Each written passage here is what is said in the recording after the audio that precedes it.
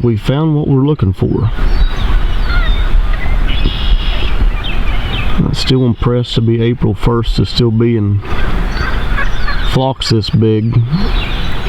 We've got two big full fan gobblers down there, a lot of jakes and some mouthy hens. We're going to keep an eye on the situation of what these birds are doing coming into this field this manner. In the first week of season, we're going to be set up in here. On the road again, Friday morning, spring gobbler season. Been a fun week. Worked some birds, worked some contrary birds, got a double a few days ago. Had my head up my rear end. Yesterday didn't work out all that great. You can see a few little drops hitting the windshield there. We got a storm rolling in, potential storm. We're just on the front edge of it, so I'm hoping I can get up the road and get set up before it really starts dumping down the rain. I don't know if that's going to be possible or not. But this storm a-coming is very significant of what I'm getting ready to do to some turkeys this morning.